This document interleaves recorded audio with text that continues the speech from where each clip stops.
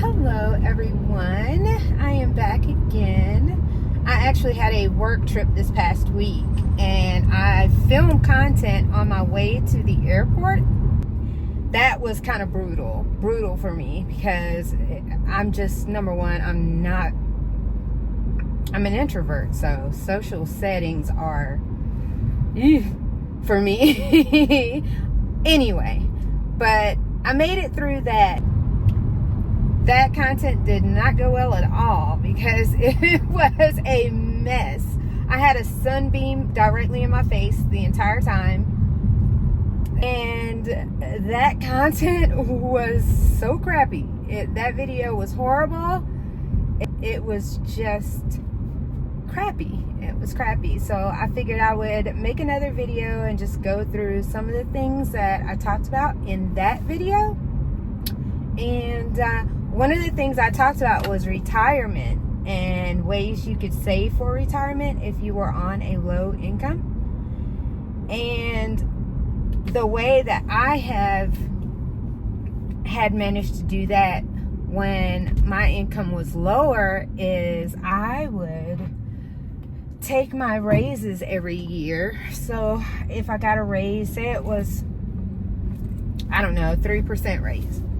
Instead of taking that money into my paycheck, I would divert that money into my retirement plan. So I would not bring any of that money home. I would put as much of that, well, you might bring a little home because my retirement plan, you can only do like whole percentages. So I would put as much of the whole percentage that I could into my retirement, and that's it. Like, I would not increase my take-home pay because I was finding that the more that I did that, increase my take-home pay, the more things I would accumulate. For some reason, I would buy something or do something that would ultimately take the money that I had. It would take all of the extra money that I had gotten in my raise would be gone because I would be utilizing that elsewhere. Some other bill that I put on the map, a car, I don't know, whatever. I was doing that. So that's how I prevented myself from lifestyle creep. I think that's what they call it, lifestyle creep, where you start to do more and more things. The more money you make, the more bills you accumulate. Yeah, I was bad on that. And so I started taking my raises and using them that way because that was the only way that I knew that I would stay on track and keep increasing my retirement. So that is a tip for you. If you get yearly raises, divert that money to your retirement plan instead of taking that money home in your paycheck and running the risk of being tempted to spend it elsewhere or having your lifestyle creep up to a higher dollar amount. That was one tip. The second tip was starting to save regardless of whether that money is a huge amount of money. I think that a lot of people, they fixate on an amount, meaning, oh, $5 is nothing, $10 is nothing, oh, it's just $5 here, it's just $5 there, it's just $5. $5 can't help me, $5 can't change my situation. Well, one single $5 bill may not change your situation, but I guarantee were you to accumulate hundreds, thousands, millions of those $5 bills, it would change your life. And so small money can add up to big money over time, especially when you're talking about investing and compounding. So I really want to reiterate that it's just very important to not think so much of the dollar amount. When you start saving, it could be a $5 cup of coffee that you're not buying once a week or twice a week, and take that money and save it. I mean, over time, that could be hundreds of dollars, leading up to thousands of dollars, leading up to tens of thousands of dollars. It could be a big deal. It's not the amount of money. $5, $50, $100. Who cares? It's that you're starting to do something, that you're actually starting to save money in whatever way that works for you. For me, when I first started saving, it was $5. That was all I could do. I did $5 a week and whatever little money that I could put to it. So if I got like an extra $20 here or there or whatever, I would put that with it. But that's all I had. That's all I could do. And that money allowed me to help buy my daughter's Christmas gifts that year. So it helped me. It helped me tremendously. So I started there, and then over time it went to $10, and over time it was $20, and then more and more I was able to save until I had an actual emergency fund. And I didn't have that before. I never had one before. So that I want people to stop disregarding small denominations of money. I don't even care if it's change. I watched my mother save change throughout the year. She would save her change. She actually bought my graduation programs, gown and all that when I was graduating. She bought that with coins she had saved all year. Coins. I watched her do that all the time. And at the end of the year, she would roll them up, put them in their wrappers or whatever, respectfully take to the bank and cash them. And she had hundreds of dollars. I mean, one time she had I know at least $700 just from change. The biggest is that small money thing, like small denominations of money, as if they don't do anything, as if they don't count for anything, as if they're worthless. If you were to accumulate them, they would be just as valuable as any big denomination. So don't do that. Then I talked about credit a little bit and how over time credit means less and less to you because you use it less and less. The more that you focus on debt freedom, the more that you let go of the idea that perfect credit saves it all. Now, don't get me wrong. My credit is good. My credit is excellent. I will be honest with you. I do keep it that way. I do plan to keep it that way. I lock my credit. All credit bureaus are frozen. All of them. I initially did that, which this is a tip too. If you are an impulsive person to apply for things, like say you go in stores and the lady says, oh, you can get 20% off if you get this such and such card. If you're that person, because I used to be that person, then freezing your credit helps tremendously with that until you're able to control the impulse to do that. It will help you because you have to take steps. You can't just run your credit. You have to go somewhere, unlock it. Sometimes you have to have a code. Well, all the time you have to have a code. And go through all these steps, log into an account and do all that to unfreeze your report. So lots of times you will find that just having to do that it'll prevent you from going through with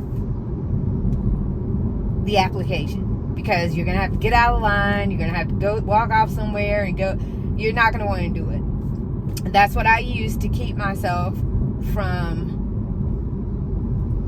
being vulnerable to apply for any and everything. So it just helped it curved it, and then over time I've just kept it that way because I don't utilize my credit like that. I really don't. And I think the more that you financially set your house in order, the less likely you are to use credit. You may use it, but it'll be sporadic. I don't think my credit has been run for anything in 5 years, maybe more, because there's no need for it. There's no need for me to run it because I'm not trying to accumulate anything else. Really, the only reason I would keep credit is because of if I wanted a house or a car. But I'm telling you, if I had the time and means to accumulate the money to buy one of those items flat out, which a car I have bought flat out before, but a house flat out, I would do that. I absolutely would, because I don't want to owe anybody anymore. I want to be able to,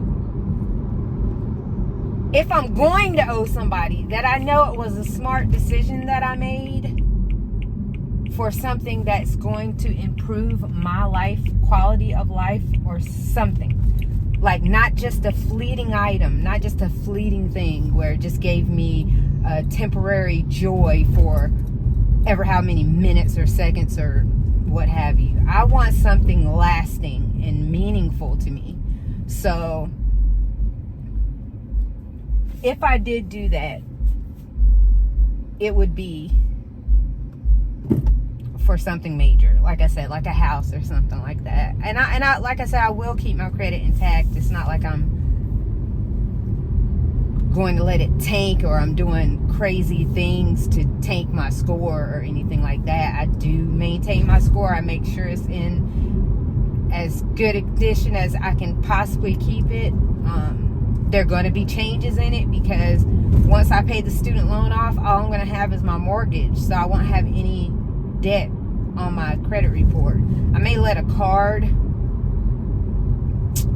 post about $25 on my credit report a month, just so it looks like there's some kind of activity and stuff going there. But I'm going to lose one of the factors that they factor in when they're determining your max score. But what I'm going to do is when I pay it off, I'm going to see what it looks like.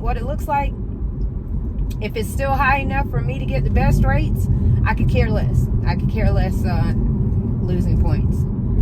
It's not that important. So it's just things like that. But I really wanted to just really drive home that $5 coffee. If you're going for $5 coffee 3 to 4 times a week, that money over time, over the course of 52 weeks in a year, you may be spending $1,000 or more on that. That's not small money to me. Which I don't think anything's small money, because I only use credit cards just for cash back. I always have the cash to pay for what I need. I try to always have the cash. Don't get me wrong. Now, I'm not going to sit here and try to act like, oh, I never have to ever use credit and I'm better than, no. I have used credit before and not had the money and had to pay it over time. But nowadays, I like to try to already have the cash on hand. I swipe my card. I get the cash back on my statement, but I pay off what I swiped before the statement drops. So I just got free money, in my opinion. If it's something I'm already going to buy, it has to be something I'm already committed to getting or doing for me to do that. And if I already committed to it, it's something I know I'm already going to buy, I've already put the money aside to buy said item, I'm doing it with my card so I can get my cash back. I don't care if it's $5, because $5 is not nothing to me. $10 is not nothing to me. I'll take every penny of that free money. I'll take it. I'm not too good for small denominations. I don't care if it's $1. I don't care if it's $5. I'll take it. So guys, my little messy boots video aside, I just wanted to reiterate the fact that regardless of your financial situation, if you can find small denominations of money that you can save, the small amounts do matter. They do matter. They could be a difference in you being able to repair your car or feed your family or pay a medical bill or something major like that. They do mean something, even those small amounts. It could be the price of a cup of coffee or a drink or anything really. Those little amounts can add up and they could save you a whole lot of money. And my situation, when I was going through a whole lot, I did not have a lot of support, and I felt hopeless and desperate, honestly, in those times. And once I started on my journey to get myself out of that situation, I started very, very small, very small. And anything that I could put toward my emergency fund, I did. And it was little amounts at the time. It was $5, it was $10. And there were days when I couldn't even put $5 in. But whatever I could put aside, I don't care if it was $1 or $2, I did so. And it really helped to get me through some times where I needed